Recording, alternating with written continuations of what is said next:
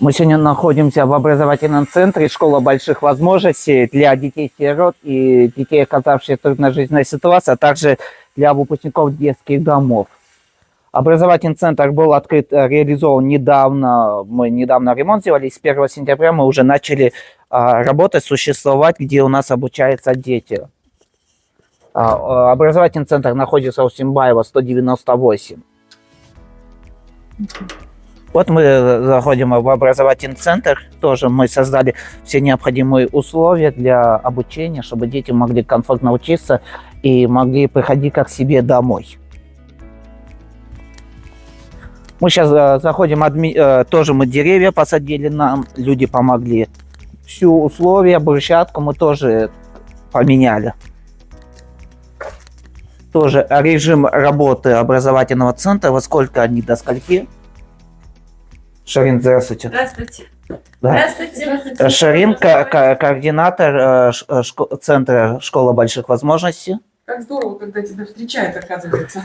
С улыбкой. Да, уже все знают, что Такие яркие шкафчики шикарные. это тоже шкафчики, где каждый человек может оставлять свои вещи. Это ученики, да. Тут везде они работают, вот они все.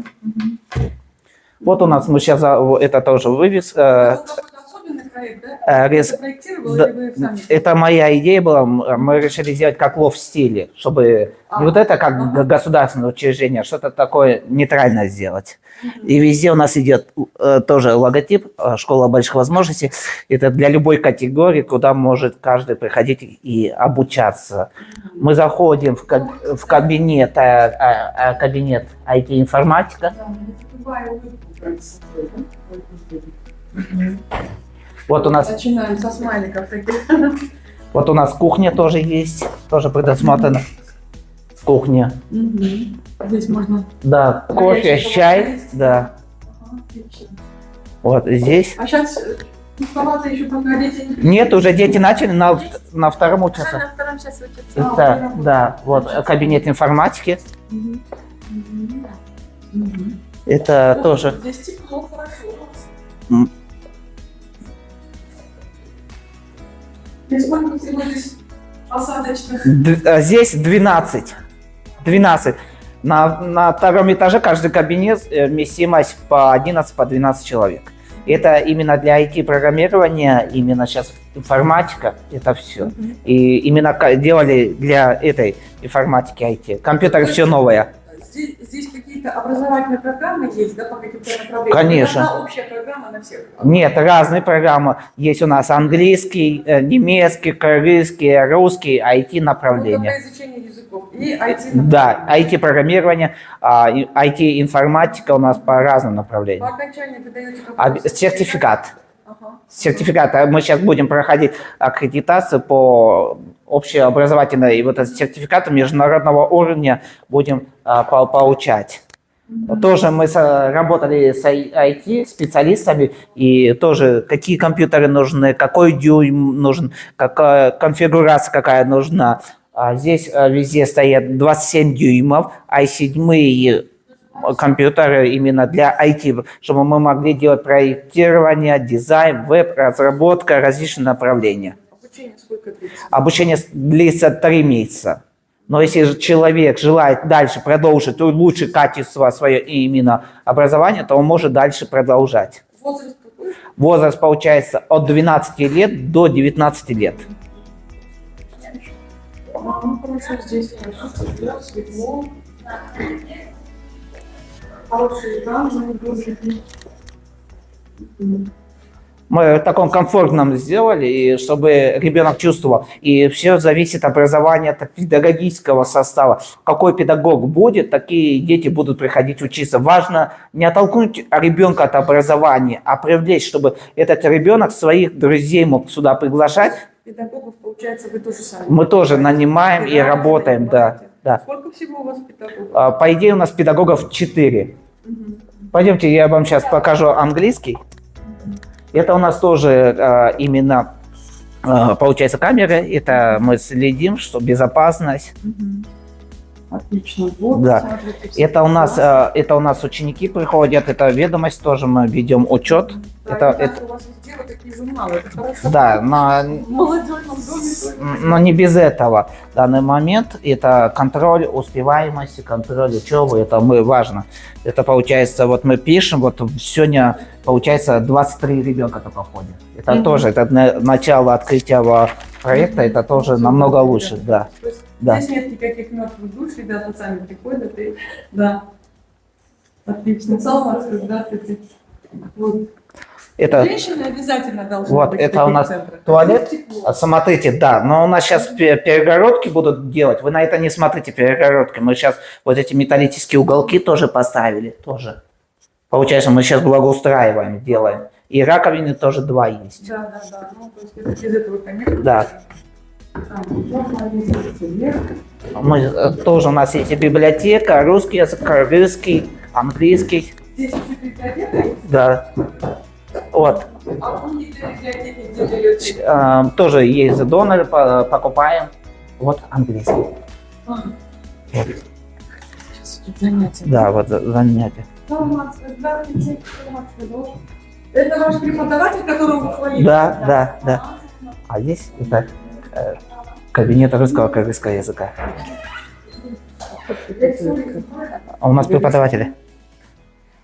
Мы не хвалили вашего преподавателя, говорят, он такой классный, да? Да. Точно? Да.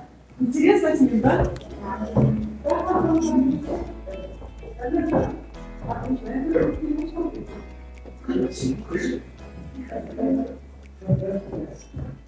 Actually, my name is Ernest. I am an English teacher here. It's kind of what a great city. I'm so proud of this, guys. And as I'm, for me, is very one of the most amazing feeling in the world to work with students, especially like American English and British English for them. And thanks for this, guys. Thanks for everything. I really appreciate all of your difficulties. And also,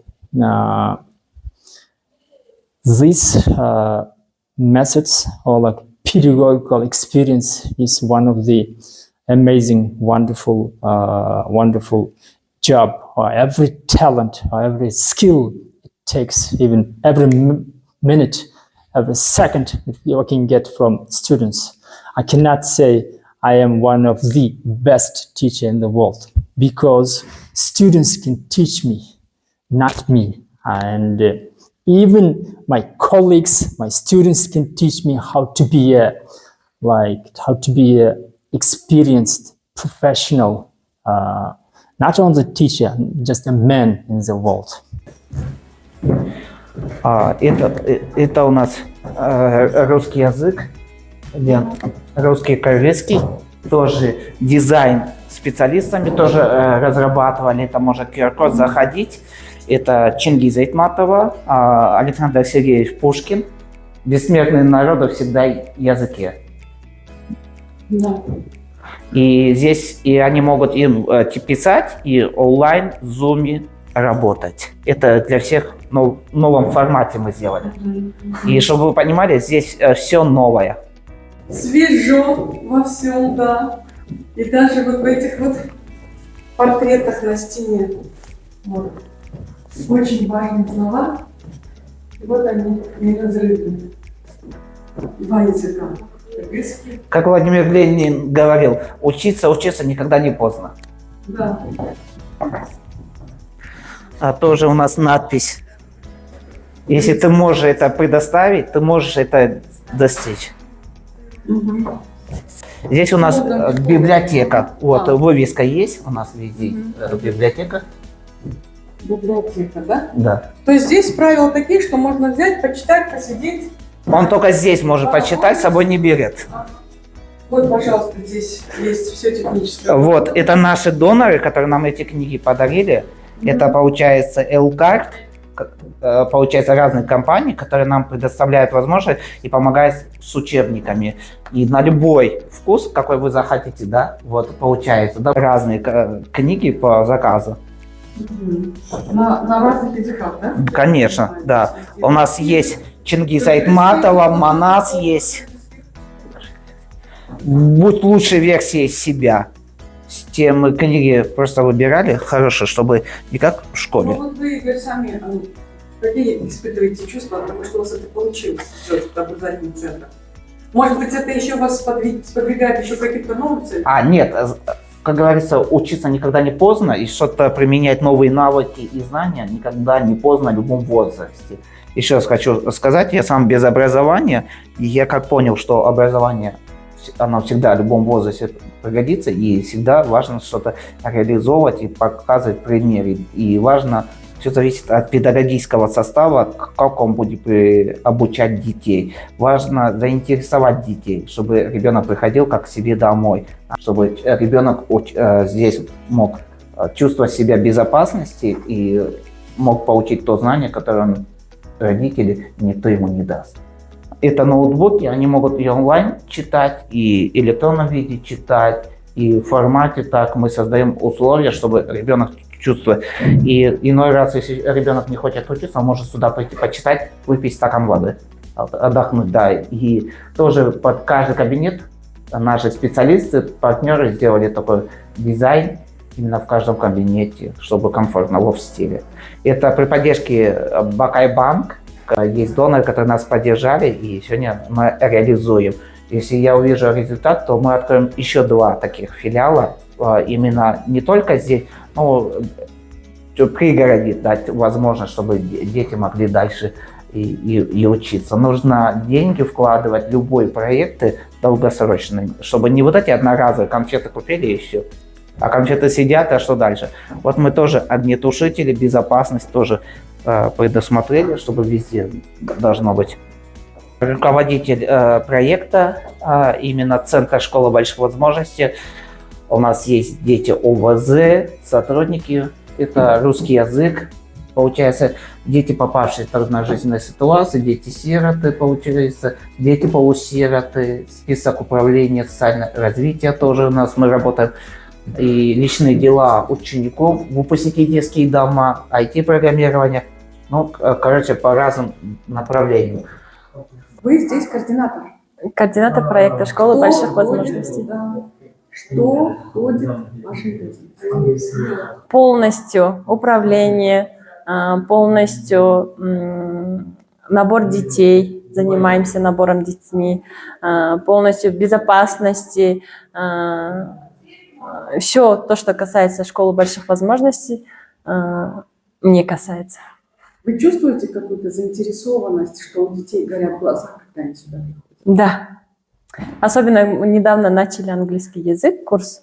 Вот они такие довольные приходят, довольные уходят. Вот когда ребенок хочет, это что-то другое. Вот даже иногда я сама захожу и снимаю, как они проводят урок, как что проходят. У нас есть список детей. Некоторые каким-то, то, что далеко они не приходят, но как мы начали, уже каждым днем растет число желающих. А отметки, оценки здесь ставят? Нет. Здесь нет такой системы? Нет системы. Никто не боится поэтому? Никто не боится. Наоборот, я заметила, они наоборот, даже вот когда ожидают, кто рано приходит, они сразу учат английский, повторяют, как бы готовятся к уроку. Вот анкета для директора, заявление, прошу вас зачислить ребенка. Вот заявление тоже мы рассматриваем. В общем, вы бюрократ. Да, но не без этого. Игорь Беляев бюрократ. Да, но нужно привыкать к любому делу. Пойдемте, я вам швейный цех еще покажу. У нас обучающий кабинет, швейный цех, где дети могут обучиться кройке и шитья.